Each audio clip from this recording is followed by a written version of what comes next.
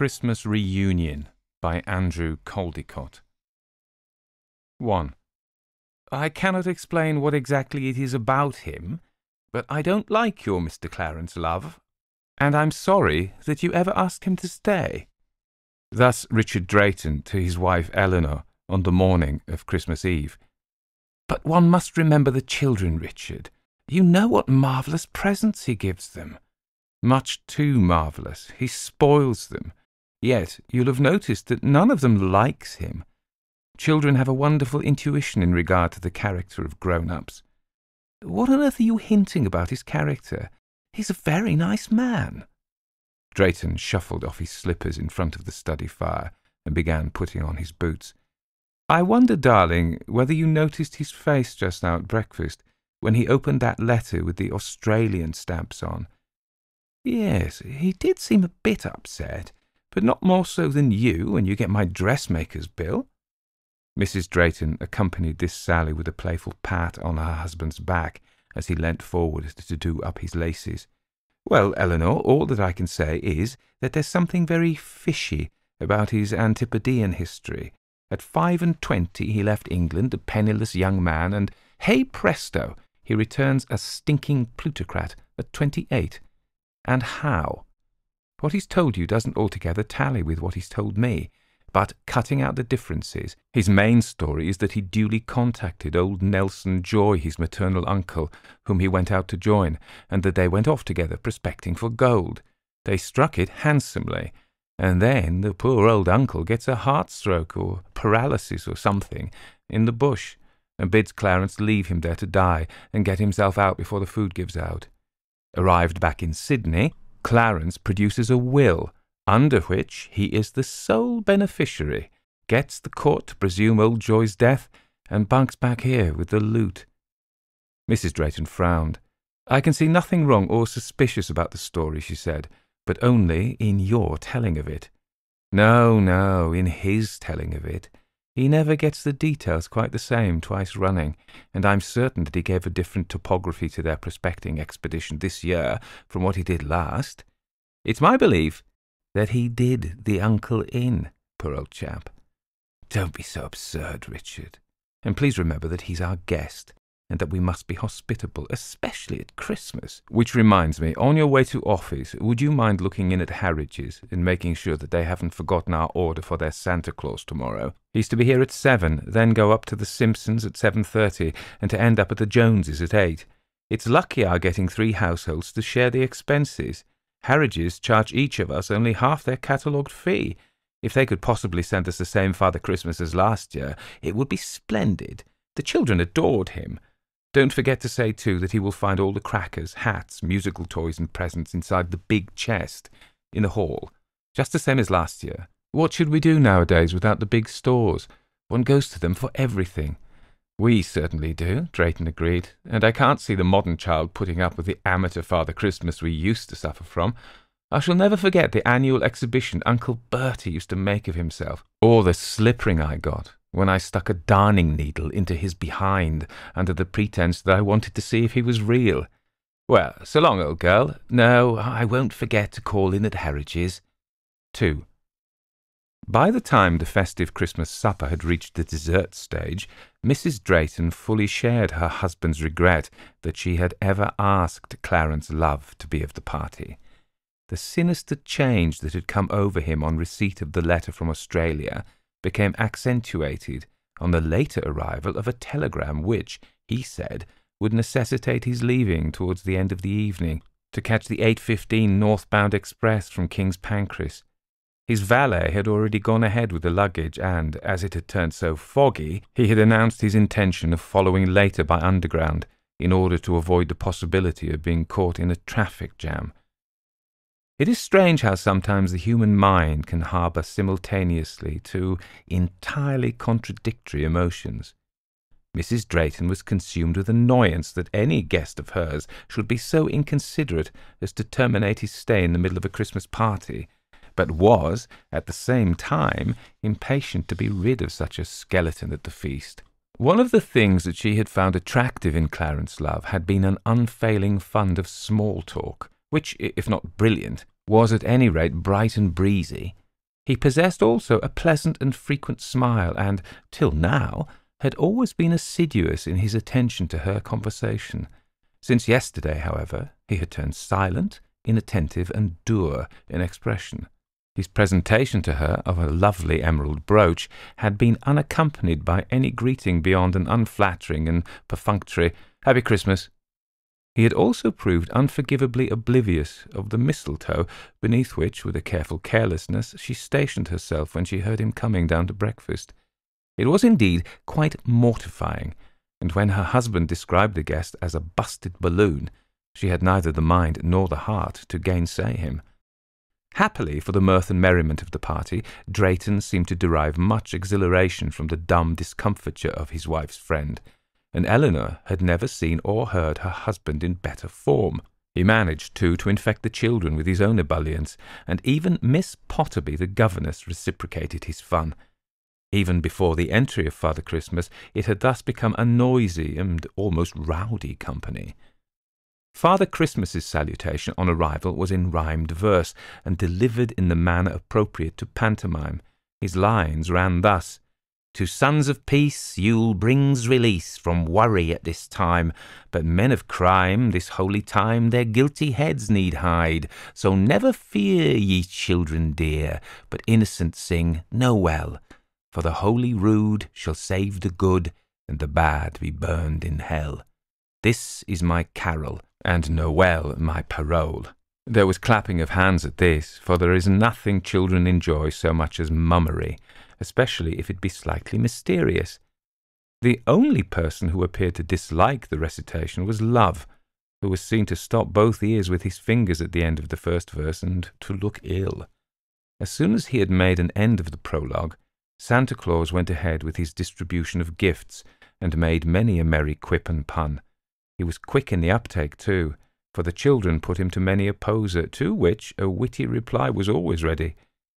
The minutes, indeed, slipped by all too quickly for all of them, except Love, who kept glancing uncomfortably at his wristwatch, and was plainly in a hurry to go. Hearing him mutter that it was time for him to be off, Father Christmas walked to his side and bade him pull a farewell cracker. Having done so, resentfully it seemed, he was asked to pull out the motto and read it. His hands were now visibly shaking, and his voice seemed to have caught their infection. Very falteringly, he managed to stammer out the 2 lines of doggerel. "Reunited heart to heart, love and joy, shall never part." "And now," said Father Christmas, "I must be making for the next chimney, and on my way, sir, I will see you into the underground."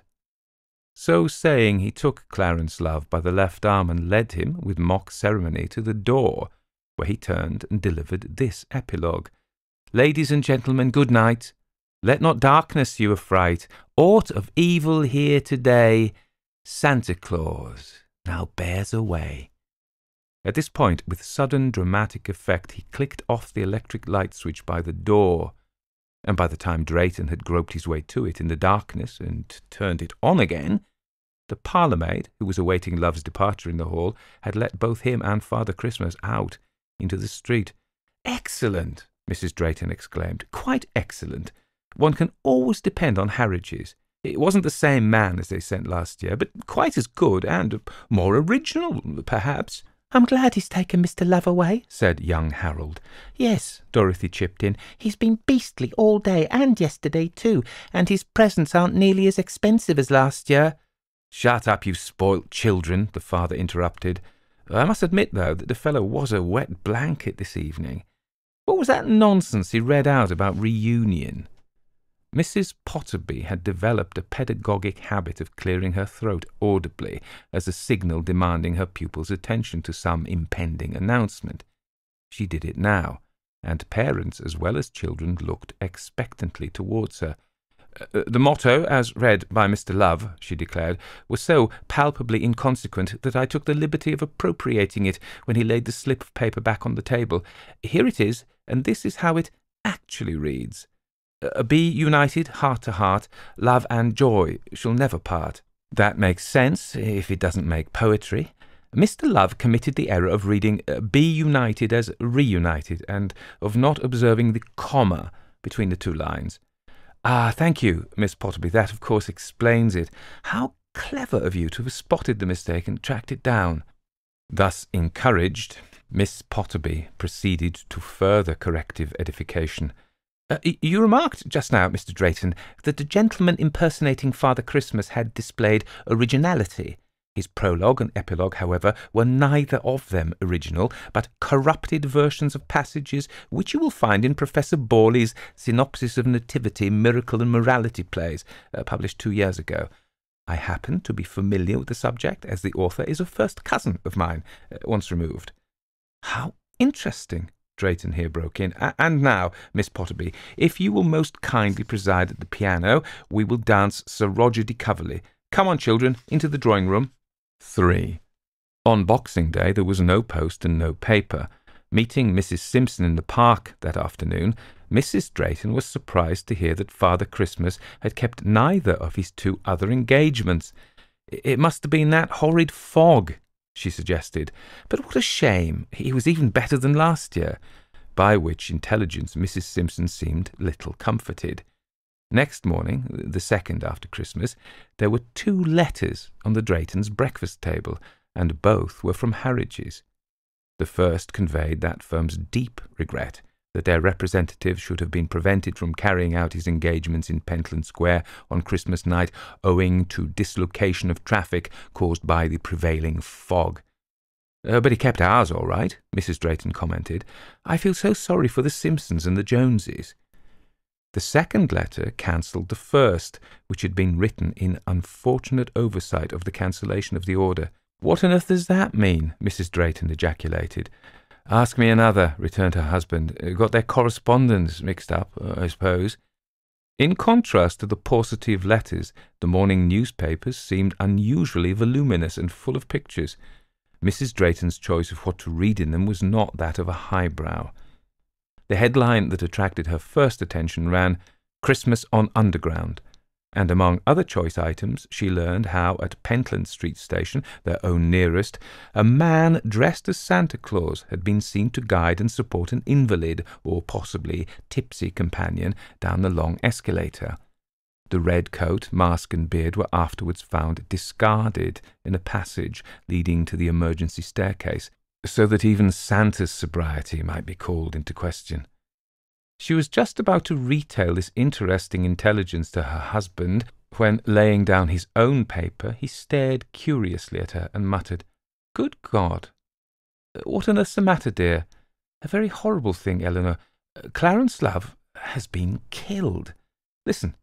Here he resumed his paper and began to read aloud. "The body of the man who fell from the Pentland Street platform on Christmas night in front of an incoming train has been identified as that of Mr. Clarence Love of 11 Playfair Mansions. There was a large crowd of passengers on the platform at the time, and it is conjectured that he fell backwards off it while turning to expostulate with persons exerting pressure at his back. Nobody, however, in the crush could have seen the exact circumstances of the said fatality." "Hush, dear, here come the children. They mustn't know, of course. We can talk about it afterwards." Drayton, however, could not wait to talk about it afterwards. The whole of the amateur detective within him had been aroused, and rising early from the breakfast table, he journeyed by tube to Harridge's, where he was soon interviewing a departmental sub-manager. No, there was no possibility of one of their representatives having visited Pentland Square on Christmas evening. Our Mr. Droper had got hung up in the Shenton Street traffic block until it was too late to keep his engagements there. He had come straight back to his rooms. In any case, he would not have called at Mr. Drayton's residence in view of the cancellation of the order the previous day. Not cancelled. But he took down the telephone message himself. Yes, here was the entry in the register. Then it must have been the work of some mischief-maker. It was certainly a gentleman's and not a lady's voice. Nobody except he and Mr. Droper knew of the engagement at their end, so the practical joker must have derived his knowledge of it from somebody in Mr. Drayton's household. This was obviously sound reasoning, and on his return home, Drayton questioned Mrs. Timmins, the cook, in the matter. She was immediately helpful and forthcoming. One of them insurance gents had called on the morning before Christmas, and had been told that none of us wanted no policies or such like. He had then turned conversational and asked what sort of goings-on there would be here for Christmas. Nothing, he was told, "'cept old Father Christmas as usual at Harridge's shop." Then he asked about visitors in the house and was told as there was none except Mr. Love, who, judging by the tip what he had given Martha when he stayed last in the house, was a wealthy and open-handed gentleman. Little did she think when she spoke those words as Mr. Love would forget to give any tips or boxes at Christmas, when they is most natural and proper. But perhaps he would think better on it by the new year and send a postal order. Drayton thought it unlikely, but deemed it unnecessary at this juncture to inform Mrs. Timmins of the tragedy reported in the newspaper. At luncheon, Mrs. Drayton found her husband unusually taciturn and preoccupied, but by the time they had come to the cheese, he announced importantly that he had made up his mind to report immediately to the police certain information that had come into his possession. Miss Potterby and the children looked suitably impressed, but knew better than to court a snub by asking questions. Mrs. Drayton took the cue admirably by replying, "Course, Richard, you must do your duty." 4. The inspector listened intently and jotted down occasional notes. At the end of the narration, he complimented the informant by asking whether he had formed any theory regarding the facts he reported. Drayton most certainly had. That was why he had been so silent and absent-minded at lunch. His solution, put much more briefly than he expounded it to the inspector, was as follows. Clarence Love had abandoned his uncle and partner in the Australian bush. Having returned to civilization, got the courts to presume the uncle's death, and taken probate of the will under which he was the sole inheritor, Love returned to England a wealthy and still youngish man.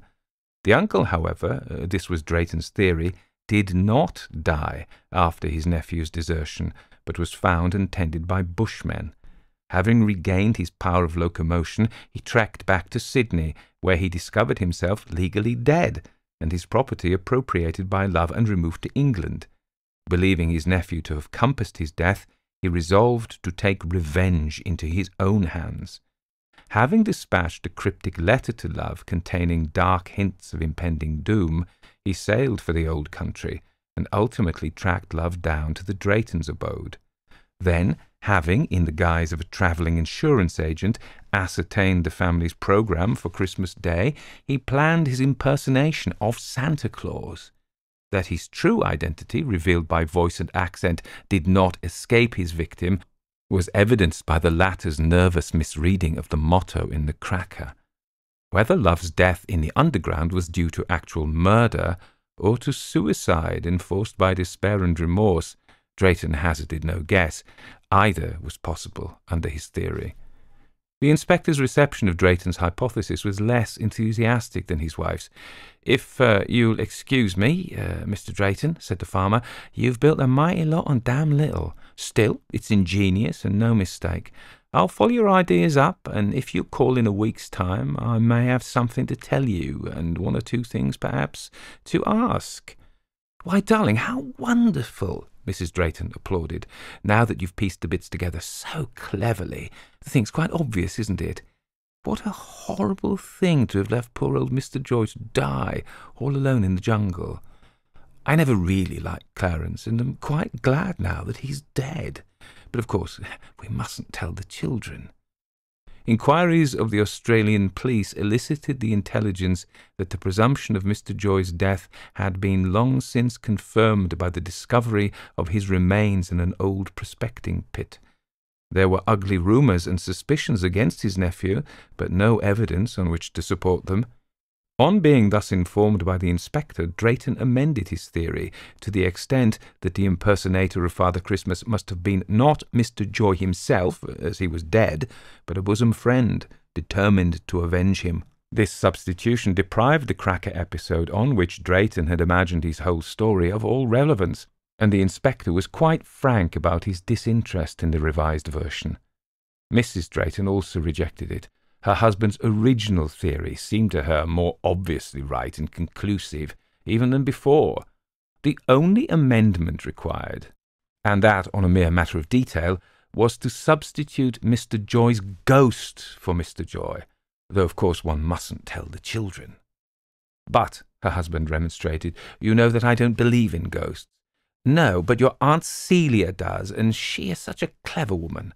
By the way, she called in this morning and left you a book to look at." "A book?" "Yes, the collected ghost stories of M.R. James. But the stupid old dear knows that I have them all in original editions." "So she said, but she wants you to read the author's epilogue to the collection, which she says is most entertaining. It's entitled Stories I Have Tried to Write. She said that she'd sidelined a passage that might interest you." "The book's on that table by you." "No, not that. The one with the black cover." Drayton picked it up, found the marked passage and read it aloud. "There may be possibilities too in the Christmas cracker, if the right people pull it, and if the motto, which they find inside, has the right message on it. They will probably leave the party early, pleading indisposition, but very likely a previous engagement of long standing would be the more truthful excuse." "There is certainly," Drayton commented, "some resemblance between James's idea and our recent experience, but he could have made a perfectly good yarn out of that theme without introducing ghosts." His wife's mood at that moment was for compromise rather than controversy. "Well, darling," she temporized, "perhaps not exactly ghosts."